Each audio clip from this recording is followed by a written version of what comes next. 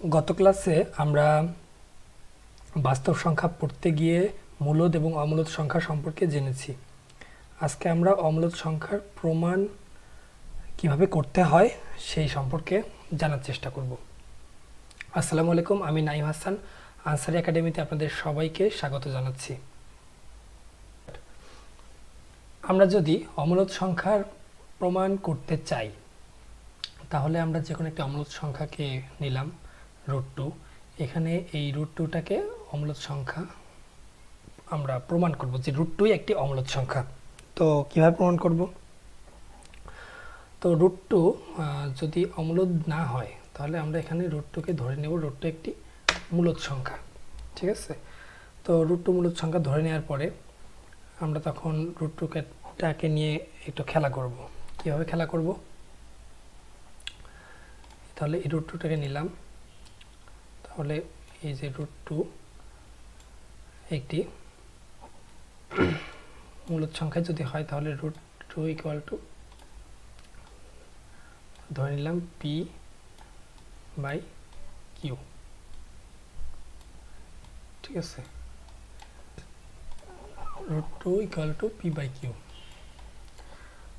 তো এখানে p/qটাকে যে আমরা ধরে নিয়েছি, এখানে p/q এই সংখ্যাটা কি? এটা হচ্ছে এমন একটা সংখ্যা যেটা সহমৌলিক এবং স্বাভাবিক সংখ্যা। কেমন? এখানে দুই p এবং q যে দুইটা সংখ্যায় আছে সহমৌলিক এবং স্বাভাবিক সংখ্যা হবে। সেটা আমরা লিখি p q, যেখানে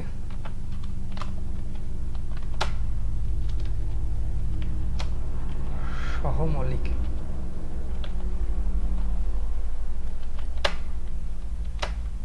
স্বাভাবিক সংখ্যা।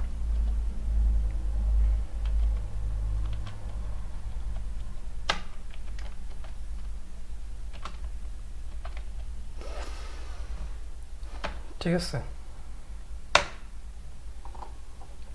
এবং p/q যদি সহমৌলিক এবং স্বাভাবিক সংখ্যায় হয়, তারপর লাইনে আমরা তাহলে কি লিখতে পারি?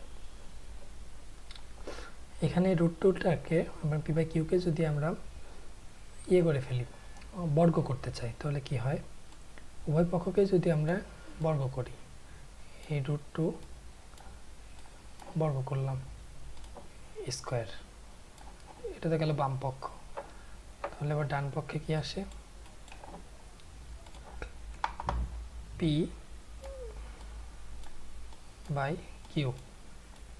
এটাও স্কোয়ার হবে, হোল স্কোয়ার।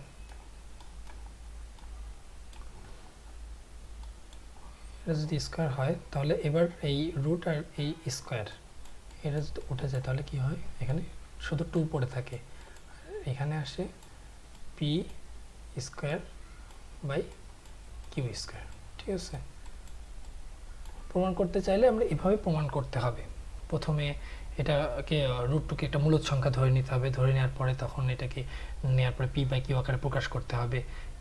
তারপরে এখানে যেখানে p সংখ্যাটার সহমৌলিক p/q আর এবং পরস্পর স্বাভাবিক সংখ্যা। হ্যাঁ, আরেকটা শর্ত আমি ভুলে গিয়েছিলাম, ওইটা হচ্ছে এই কিউ অবশ্যই যেহেতু হর আছে এটা 1 থেকে বড় হতে হবে সবসময়। ঠিক আছে, এটাও শর্তের মধ্যে পড়বে। এখানে কিউ হবে সবসময় 1 থেকে বড়। ঠিক আছে, এখানে স্বাভাবিক সংখ্যা লেখার সাথে সাথে ওটাকেও লিখে নিতে হবে। তারপর লাইনে কি আসে? এখানে 2 ইকুয়াল টু p²/q²। এখানে যদি আমরা আবার পরের লাইনে আবার কি করতে পারি? উভয় পক্ষকে যদি আবার কিউ দিয়ে গুণ করি তাহলে কি থাকে? তাহলে 2q। ঠিক আছে, বাম পক্ষে। আর ডান পক্ষে আসে p²/q²। ঠিক আছে, যদি 2 দিয়ে গুণ কিউ দিয়ে যদি গুণ করি তাহলে এখানে একটা ইন্টু কিউ, এখানে কিউ কেটে যায়, একটা কিউ থাকে এখানে। ঠিক আছে,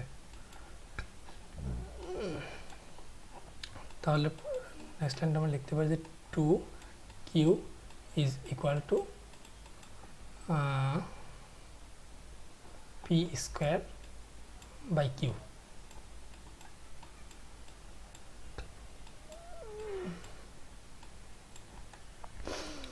তাহলে কিউ দিয়ে গুণ করে আমরা 2q equal to P square by Q এইটা পেলাম। ঠিক আছে, এটা আমরা পেয়েছি। এখানে যদি আমরা 2q এবং পি স্কয়ার বাই কিউকে যদি বিশ্লেষণ করি তাহলে আমরা দেখব এখানে এই 2q কিন্তু একটা পূর্ণ সংখ্যা। ঠিক আছে, এটা একটা পূর্ণ সংখ্যা, আর এটা কিন্তু পূর্ণ সংখ্যা না, এটা একটা মানে কি ভগ্নাংশ সংখ্যা, তাই তো। পি স্কয়ার বাই কিউ এটা একটা ভগ্নাংশ, বোঝা যাচ্ছে। তো এই পূর্ণ সংখ্যা এবং ভগ্নাংশ সংখ্যা যদি এমন হয়, আমরা আগে একটা শর্ত জেনেছিলাম যে পি বা কিউ স্বাভাবিক সংখ্যা এবং সহমৌলিক। ঠিক আছে, তাহলে কি এটা কি এই সহমৌলিক সংখ্যা কি হচ্ছে? 2q সমান এর পূর্ণ সংখ্যার ভগ্নাংশ সংখ্যা একটা, তাহলে এটা কি কোনদিন সমান হতে পারে? এই 2q আর পি স্কয়ার বাই কিউ এটা কি সমান হতে তাহলে পারতেছে? পূর্ণ সংখ্যার ভগ্নাংশ সংখ্যা কোনোদিনই সমান হতে পারে না এখানে। তাহলে আমরা এখানে লিখতে পারি যে অর্থাৎ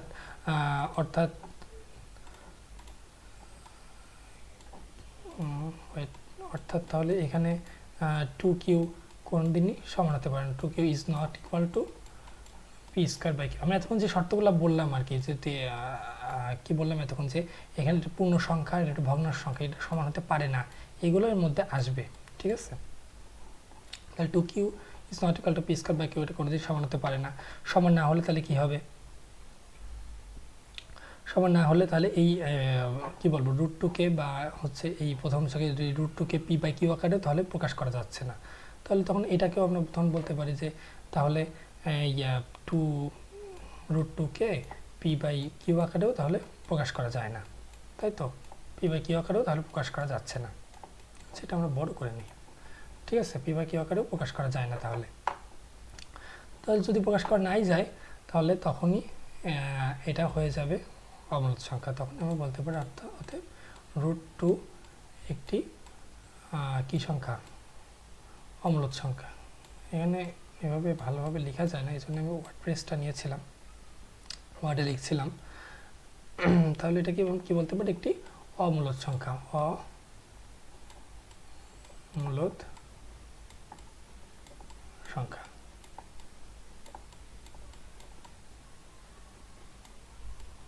ঠিক আছে, তাহলে আমরা কি বুঝলাম? প্রথমে আমরা √2কে পি বাই কিউ আকারে নিলাম। ঠিক আছে, পি বাই কিউ আকারে নেওয়ার পরে আমরা তখন সেটাকে আবার স্কোয়ার করলাম, বর্গ করে নিলাম। ঠিক আছে, স্কোয়ার করে নিলাম, উভয় পক্ষকেই স্কোয়ার করলাম। স্কোয়ার করার পর দেখলাম 2 equal to P square by Q square এটা আসছে। তারপর স্কোয়ার করার পর তখন আমরা আবার উভয় পক্ষকে কিউ দিয়ে গুণ করলাম। ঠিক আছে, কিউ দিয়ে গুণ করেছি আমরা। গুণ করার পরে তখন কি থাকছে? 2q equal to P square by Q. তো এইটার আসার পরেই আমরা তখন দেখতেছি এটা একটা পূর্ণ সংখ্যা এবং এটা একটা কি ভগ্নাংশ সংখ্যা। তাহলে এই দুইটা কোনো দিনই সমান হতে পারে না। তো কিউ ইজ 2q তাহলে কোনো দিনই সমান হতে পারে না। ঠিক আছে, এই লাইনটা থেকে আমরা এটা বুঝতে পেলাম। যদি এটা সমান নাই হয় তাহলে এই যে √2টাও পি বাই কিউ আকারেও কোনো দিনই প্রকাশ করা যায় না। তখনই আমরা এটাকে বলতে পারি যে √2 একটি অমূলত সংখ্যা।